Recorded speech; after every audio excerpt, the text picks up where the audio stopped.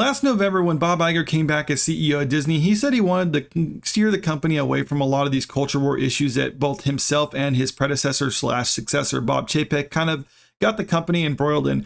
Well, now it's been a little less than a year since then, and he's more or less making the same statements without any discernible difference with the company. I mean, famously, a few weeks ago, he said he wanted to quiet the noise on culture war issues, and besides the fact that they fired their chief diversity officer back in June, there's really hasn't been any difference with the company. In fact, a lot of the projects they have slated to come up suggest that they're doing the complete opposite. Now, some people would argue that, okay, firing the chief diversity officer is making a big difference, and the projects they have coming up are already in the pipeline and they can't change course. And that's true. But at the same time, back in June, they were also firing a lot of other high-up executives to save money. So it's looking like, or at least more and more, that wasn't trying to get rid of the whole culture war aspect of the company, but just trying to save money. But let's assume that was the goal, is to try to change course with the company. It's looking like it's too little too late, because we got this new polling coming out as reported by the Daily Wire. Disney's favorability plummets with conservatives after Snow White controversy. Poll finds more than 60% of Republicans view Disney unfavorably. Now, this is from a Rasmussen poll from just a few weeks ago in late September. And it was, 32% of Republican voters find it unfavorable or favorable versus 61% are unfavorable. And the split is basically the exact same thing with Democrats, except Democrats view it unfavorably at 29%.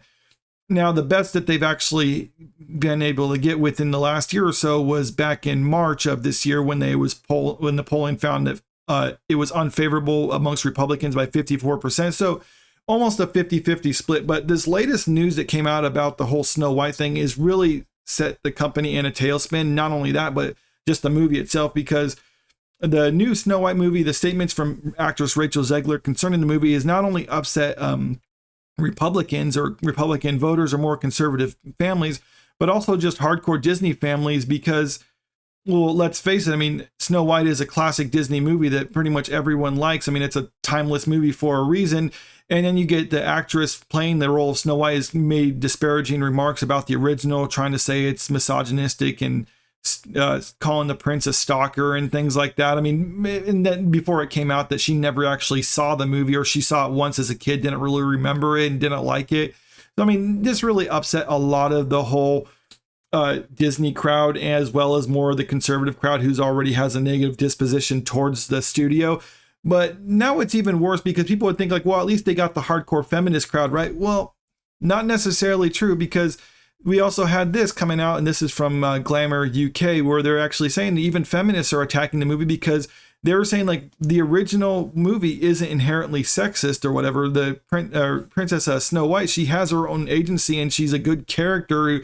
She didn't need to be saved by the prince or whatever. I mean, she fell in love with the prince. There's a difference between what was actually happening in the movie and the way Rachel Zegler was portraying it. So they really, they have some, or at least Disney has more favorability amongst Democrats than they do with conservatives. But at the same time, they're alienating the feminist crowd within that, or at least a large portion of the feminist crowd are the women who, or even men who identify as feminists. So this is basically a movie that's going to be geared more towards a very small subsect of the population. And that's not something that they can afford right now, because apparently it was reported that just 2 months within the production, which was like last August, they already spent $130 million, and with all the production that was going on since then, post-production, and even shooting that still needs to be done once the strikes are lifted, it's looking like this movie is going to cost the company somewhere in the ballpark of $300+ million.